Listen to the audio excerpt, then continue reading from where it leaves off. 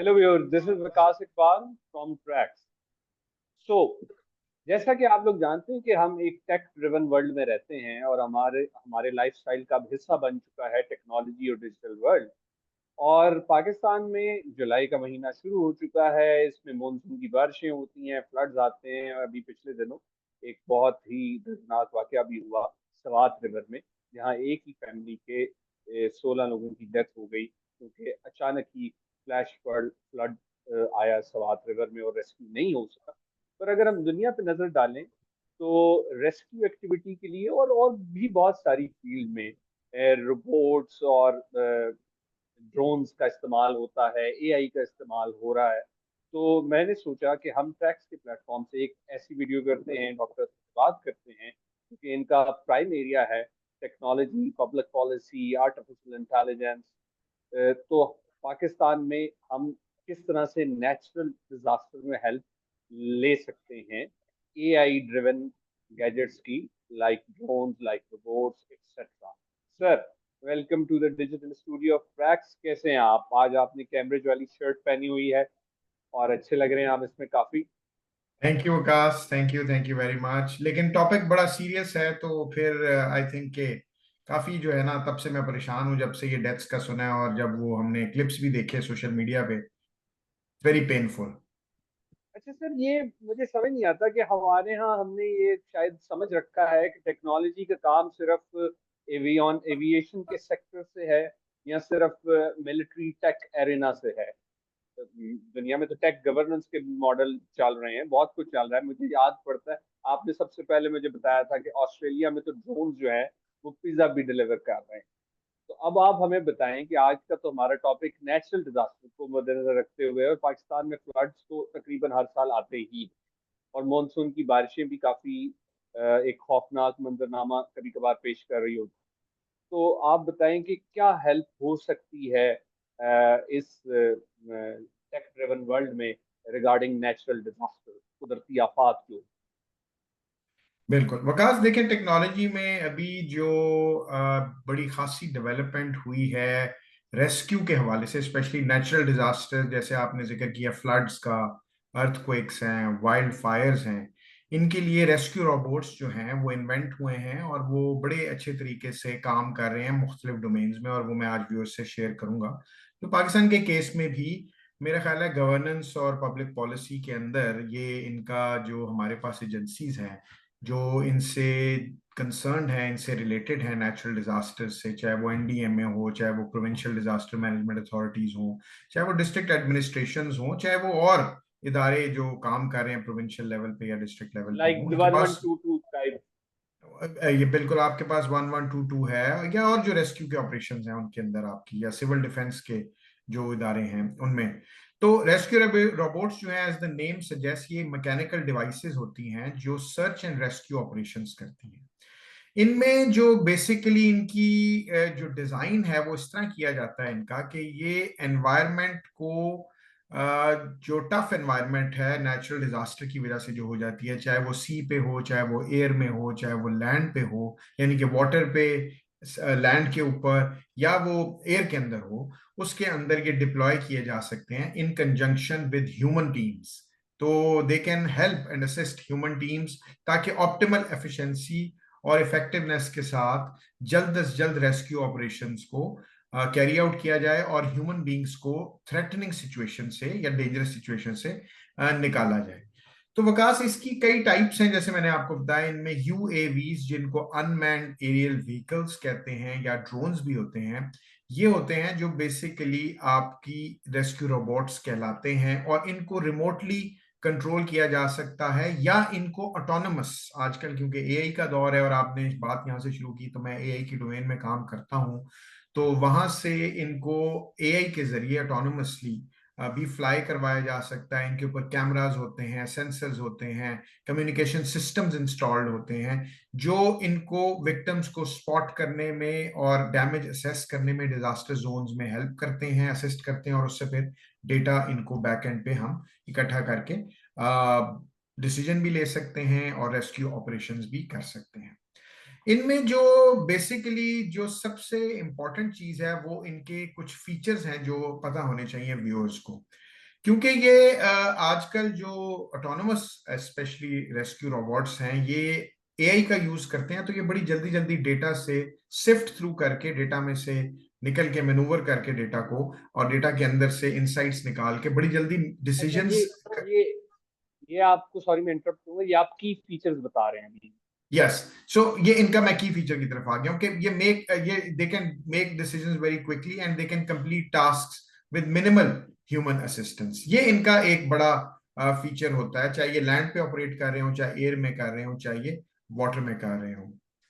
Safest path for example, आपको कहीं अर्थ कोई गॉड फॉरबिड आ जाता है और वहां पे लोग डेबरी के नीचे या मलबे के नीचे फंसे हैं, तो ये अपनी एआई टेक्नोलॉजी का यूज करते हुए safest path, quickest path debris में से निकलने का, क्योंकि लोगों को जाके उसमें से निकाल के लाना है या उनको रेस्क्यू करना है, तो ये वहां पे कर सकते हैं, फॉर एग्जांपल डेबरी में। इसी तरह earthquake में, इसी तरह फ्लड्स के अंदर जहां पे लोग स्ट्रैंगल हो जाएं पानी के नीचे अंडर वाटर, तो वहां पे भी ये सर्च एंड रेस्क्यू ऑपरेशंस जो हैं बड़ी स्पीडीली कर सकते हैं। तो विकास, ये इनकी मेजर टाइप्स हैं और ये इनकी मेजर जो है वो हैं, आप समझे की फीचर्स हैं, क्योंकि ये अब जीपीएस सिस्टम्स, जिनको ग्लोबल पोजिशनिंग सिस्टम्स कहते हैं, उनके साथ भी इंटीग्रेट हो जाते हैं, और इनके अंदर नेविगेशन के सिस्टम्स हैं, और ये मैप आउट कर सकते हैं उनको डिजास्टर जोन्स को कोऑर्डिनेट्स के जरिए, और फिर उसके अंदर जाके ये अपने ऑपरेशंस ह्यूमन बींग्स को, ह्यूमन टीम्स को सप्लीमेंट करते हुए कर सकते हैं। अच्छा सर, ये बताएं कि बहरहाल इनकी कुछ ना कुछ लिमिटेशंस भी होती ही होंगी इन डिवाइसेस की, मैकेनिकल जो आपने बताया है।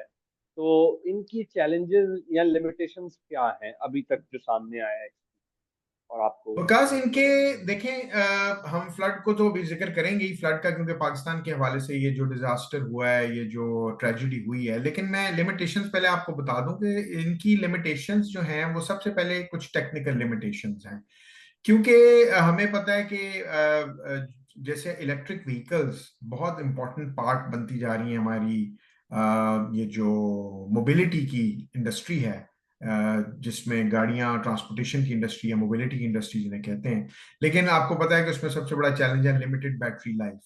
तो रेस्क्यू रोबोट्स का भी यही होता है कि इनके अंदर एक लिमिटेड बैटरी लाइफ है, ऑल्दो अब जो नई टेक्नोलॉजीज और नई इनकी रिसर्च आ रही है, उसमें हाई एनर्जी डेंस बैटरीज और लॉन्गर रन टाइम से ये फायदा लेते हुए उनको ये डिजाइन कर रहे हैं।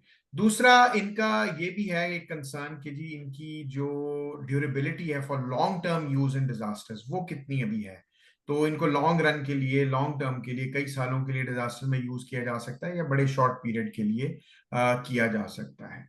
दूसरा इसकी जो लिमिटेशन, एक चैलेंज है, वो है cost and accessibility, specially in developing countries like Pakistan.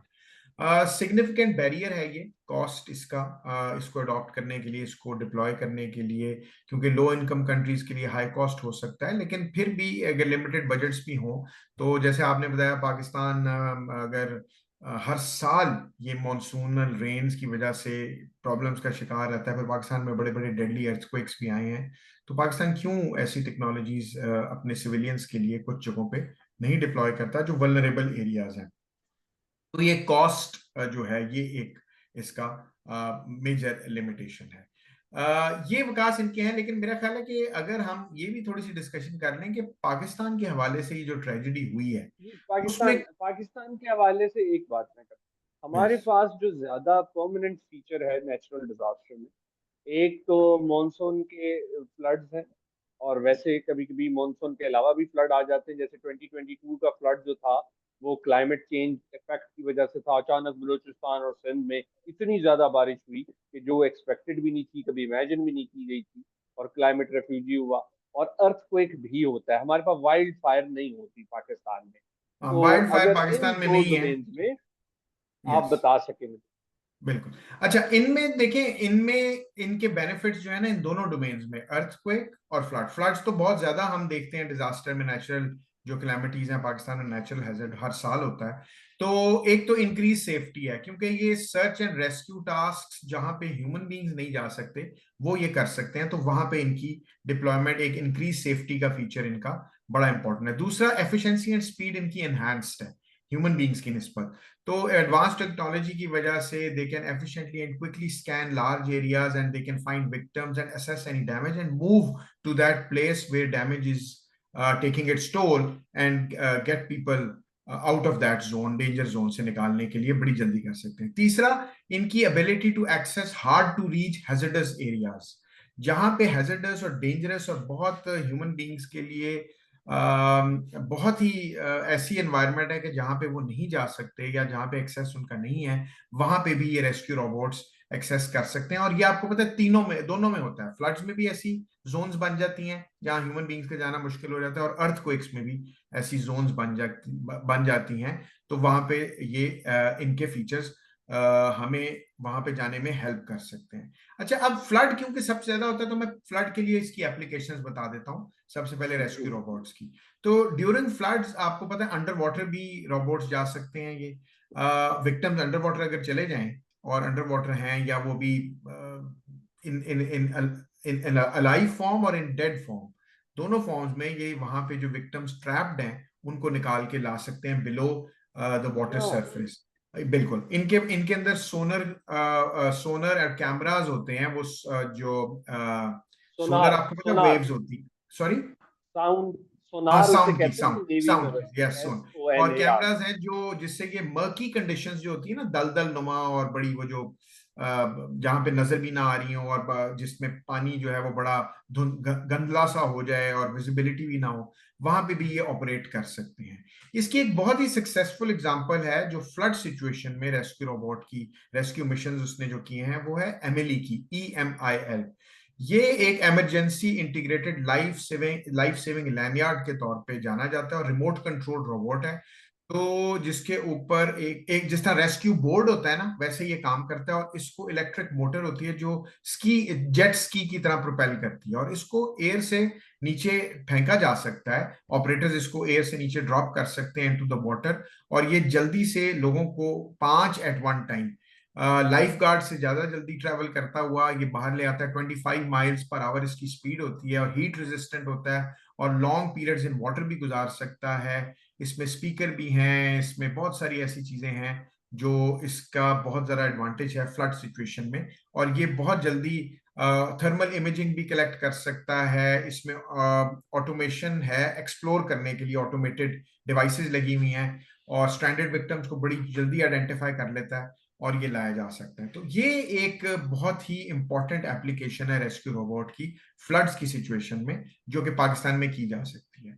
अच्छा, अब आ जाते हैं अर्थक्वेक की साइड पे, जो जरा लेसर नेचुरल डिजास्टर है पाकिस्तान की केस में, लेकिन फिर भी वहां पे आ जाता है। तो वहां पे एक रोबो, ROBOA, ये इतिहास ज्यूरिख वकास, एक बहुत ही advanced science Switzerland. And technology के स्विट्जरलैंड में यूनिवर्सिटी है। हमने इसके ऊपर किया भी हुआ एक शो, एक वीडियो भी बनाई थी स्विट्जरलैंड के ऊपर, उसमें हमने डिस्कस भी किया था। और मैं यहाँ पे गया भी था 2019 में, और मैंने यहाँ पे रोबोट्स और ड्रोन्स देखे थे इनकी लैब में।